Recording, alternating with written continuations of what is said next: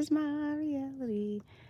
I was thinking about toxic relationships earlier, abusive relationships earlier, from a discussion I had on another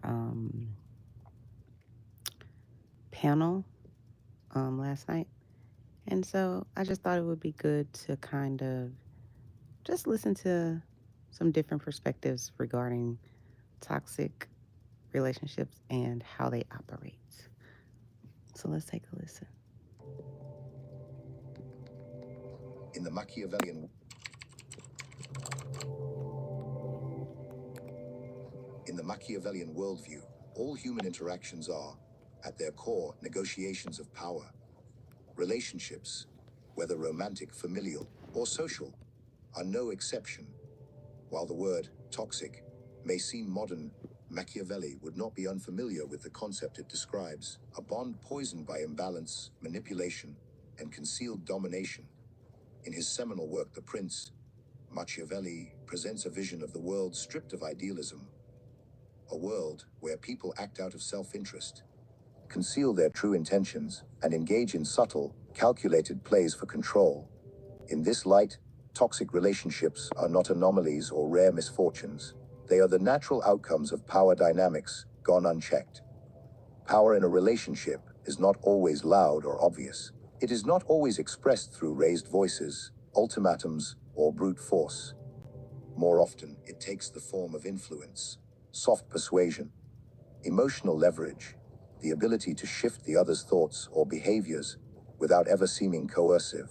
This is where Machiavelli's insights become chillingly relevant. In his view, people seek to gain advantage over others, not necessarily through malice, but through instinctive self-preservation. If one party in a relationship begins to see the other not as an equal, but as a tool for comfort, validation, or control, the balance of power becomes distorted. What may begin as affection can evolve into subtle domination. Machiavelli famously wrote that it is better to be feared than loved, if one cannot be both. In toxic relationships, this manifests not in the form of open tyranny, but in emotional instability, the fear of being abandoned, criticized, or punished emotionally. A partner or friend might withhold affection to enforce compliance. They may use silence, passive aggression, or subtle humiliation as weapons, not to communicate, but to control. This isn't love, it's political strategy, enacted on the emotional stage.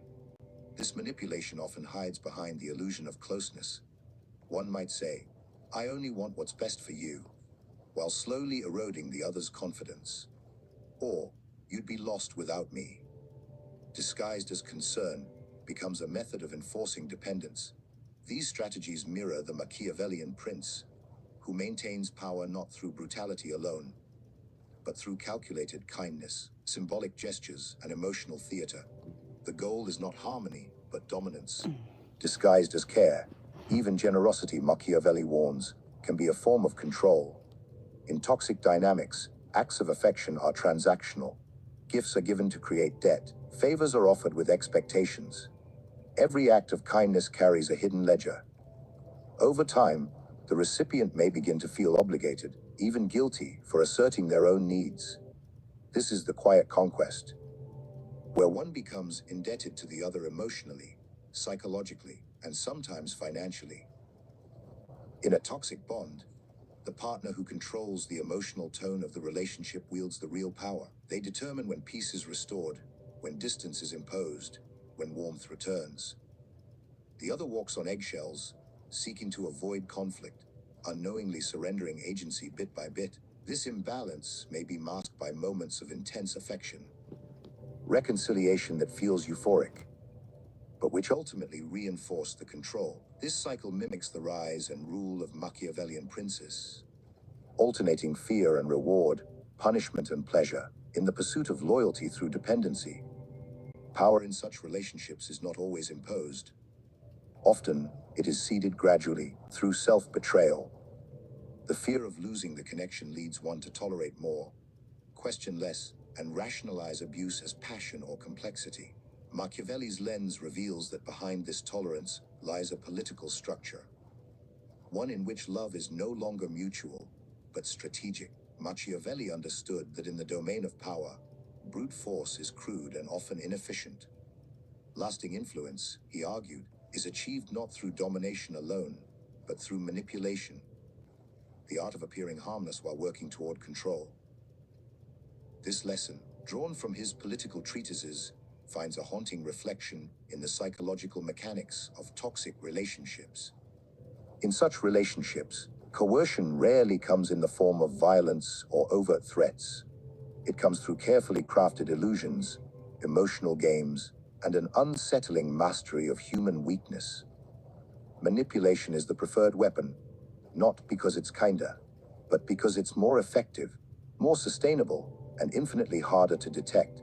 Machiavelli's archetype of the ruler, the one who balances the cunning of the fox with the strength of the lion, perfectly mirrors the behavior of toxic individuals in relationships. The fox is sly, perceptive, adaptable. It knows how to conceal its motives, when to flatter, when to withdraw, and when to strike without ever being seen. In the same way, a toxic partner often cloaks control beneath charm, guilt, and selective vulnerability. They do not demand submission outright. They elicit it, gently, strategically, until it becomes voluntary. And like the fox, they thrive in ambiguity, where motives remain obscured and accountability is easily deflected. Gaslighting is a quintessentially Machiavellian tactic, though Machiavelli never coined the term. To gaslight is to manipulate someone into questioning their own reality, their memory, their sense of self.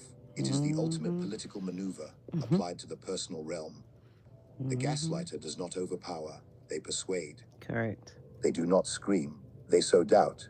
Over time, the victim loses trust in their own perception, and in doing so, becomes more pliable, more manageable. Machiavelli wrote that it is more secure to be feared than loved, but only if one cannot be both. Gaslighting allows the manipulator to be both feared in private, admired in public, Yep. trusted by the very person they are undermining. Toxic manipulation also thrives on selective reinforcement. Affection is not constant, it is conditional, unpredictable, and given only when behavior aligns with the manipulator's agenda. Right. When their partner complies, they are rewarded with love, attention, perhaps even intimacy. When they dissent, affection is withdrawn. Silence falls. Disapproval simmers. This is not random, it is deliberate conditioning. Yep. Like a ruler who punishes disobedience to maintain control, the manipulator shapes behavior through emotional consequences. The partner begins to chase approval, molding themselves to avoid punishment, not out of love, but out of psychological survival. Machiavelli advised leaders to appear virtuous, even if they are not. The same tactic appears in toxic relationships, where the manipulator often presents an idealized version of themselves to outsiders. They may be charming, generous, or deeply empathetic in public, creating a narrative that isolates the victim. When abuse happens behind closed doors, it is easier to deny. Who would believe that someone so kind could be cruel? This false appearance not only protects the manipulator, it further traps the victim, who now risks being disbelieved, dismissed, or even blamed if they speak out. The Right. discrepancy between the public persona and the private reality becomes another form of control. In relationships shaped by manipulation, every interaction becomes a calculation. Every word is weighted. Every silence has purpose. The toxic partner, like a skilled Machiavellian ruler, builds a world where trust is eroded, dependence is cultivated, and resistance is interpreted as betrayal. Love is not freely given. It is rationed, like a resource controlled by the state. And while physical force may be absent, the psychological grip is absolute. In Machiavelli's world, appearance is not merely important. It is everything. Reputation, image, and perception are the tools through which power is sustained. Yep. And this lesson holds a chilling mirror to the world of toxic relationships. Toxic individuals, like Machiavelli's ideal prince, understand instinctively that being perceived as good, kind, or noble is more valuable than actually being so. The truth can be buried, distorted, or hidden behind charm and public virtue. In toxic relationships, appearances are the protective armor that shields manipulation from being exposed. This is why so many victims of emotional abuse find themselves isolated, disbelieved, or even blamed. Yep. The abuser looks nothing like the monster they are behind closed doors. Machiavelli Mm-hmm. famously wrote that it is not necessary for a ruler to possess all the virtuous qualities, but it is essential to appear as though he does. Right. The toxic partner operates in the same fashion. They curate a persona, a carefully polished image of generosity, warmth, sensitivity, or Yep. brilliance that masks their need for control and dominance. To the outside world, they are often admired, even envied. They may be the life of the party, the compassionate listener, the charismatic romantic. Mm-hmm. But within the confines of the relationship, that image crumbles. Their charm becomes a weapon, their attention conditional, their Yep. love a performance. Yet, because others see only the mask, the victim is left in the dark, often questioning their own sanity. Yep. This dichotomy between appearance and reality creates a psychological trap. The partner being manipulated is not only battling emotional abuse, they are battling the world's refusal to recognize it. When the toxic individual appears faultless to everyone else, it becomes almost impossible to make sense of the cruelty. How can someone so admired also be so controlling, so cold, so calculating? Mm-hmm. This disconnect is part of the abuse itself. It fosters silence, confusion, and self-doubt. Machiavelli would see this not as contradiction, but as strategy. Maintaining a Mm-hmm. good image allows the manipulator to act with impunity. As long as their external virtue is intact, they can continue their internal domination unseen. The mask of virtue also allows for gaslighting on a societal level. Yep. If the toxic person is questioned or accused, they can deflect with ease, calling their partner oversensitive, unstable, or emotionally reactive. These narratives are more easily believed when the speaker appears reasonable and composed, while the victim has been reduced to a state of fear and confusion. So let's stop it there. We'll pick this back up probably tomorrow or Monday. Again, thanks for tuning in to Chanel's Reality. I'm Chanel, and this is my reality. Y'all enjoy the rest of your evening.